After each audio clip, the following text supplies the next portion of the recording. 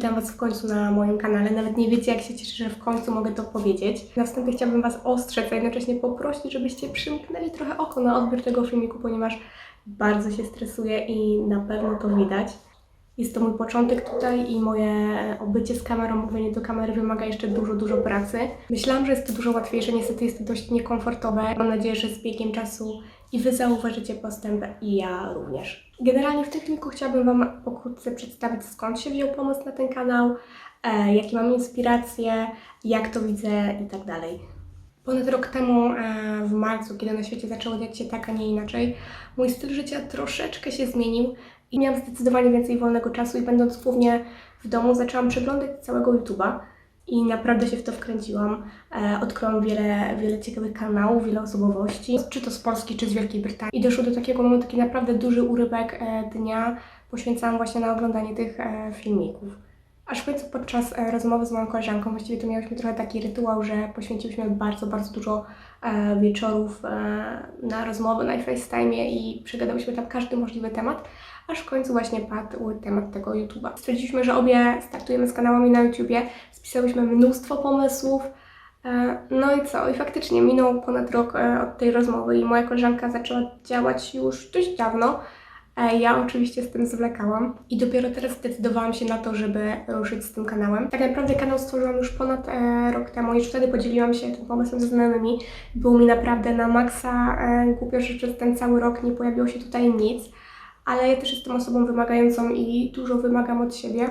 I coś zaczynam, to chcę, żeby może nie w 100%, ale chociaż w tych 80% satysfakcjonowało mnie to. Ukrywam też, że przez ten cały rok wymyślałam sobie dość dużo wymówek, chociaż dla mnie to naprawdę były problemy, chociażby czym nagrywać, co mam nagrywać. Musiałam to wszystko sobie w głowie poukładać, żeby świadomie zacząć. Dużo osób radzi, żeby zdefiniować swój content, target i może to jest droga do sukcesu, ale na ten moment ma być to dla mnie zabawa. I chcę to robić w taki sposób, jaki ja uważam, że są poprawne i przede wszystkim udostępniać tu treści, które ja sama lubię oglądać. Chcę spróbować zaangażować się w ten świat YouTube'a i być może to nie jest coś dla mnie, a być może wyjdzie z tego coś naprawdę fajnego. W latach gimnazjalnych, czy jeszcze kiedy chodziłam do liceum, Snapchat był bardzo na topie i zawsze miałam telefon w dłoni i nagrywam jakieś mini vlogi z imprezki, czy z życia codziennego, wysyłam to do moich dziewczyn i to już wtedy sprawiało mi bardzo duży fan i jestem pewna, że wielu z Was robiło podobnie. Teraz oglądam głównie dziewczyny z brytyjskiego YouTube'a i stały się one dla mnie ogromną inspiracją, motywacją. Fakt, że działanie w social mediach daje im tyle możliwości, mogą się rozwijać, spełniać marzenia, są przepiękne i widzę, jak to wszystko sprawia im ogromną przyjemność, jest kolejnym powodem, dla którego ja też chcę spróbować. Oczywiście ile benefitów, tyle minusów i dużo z nas, przynajmniej mam taką nadzieję, jest świadomych tego, że to, co pokazuje się w internecie, nie do końca jest kolorowe. Kiedy podejmujemy taką decyzję, że zaczynamy dzielić się naszym życiem, nie do końca może będzie w 100% prywatne tylko dla nas, musimy być jednak tego świadomi. Ja w tym momencie wystawiłam się na różnorakie opinie i kiedyś jestem pewna, że martwiłoby mnie to, co ktoś o mnie powie, co ktoś o mnie pomyśli, jak ktoś skomentuje to, co ja robię, ale teraz jestem już w 100% pewna siebie. Tak naprawdę nikt za mnie mojego życia nie przeżyje, więc uważam, że lepiej żałować, że się coś zrobiło, niż później mówić, co by było gdyby. Wspominałam, chciałabym udostępniać tutaj treści, które same mi się podobają. Chciałabym dzielić się ułamkiem mojego życia, zamieszczać vlogi z podróży, z życia codziennego, ciekawe, czy może troszeczkę nudniejsze. Mogę podać taki przykład, że chociażby zawsze jak jestem na jakimś wakacyjnym wyjeździe, to robię taki mini vlog, sklejam go w telefonie i ląduję w mojej galerii.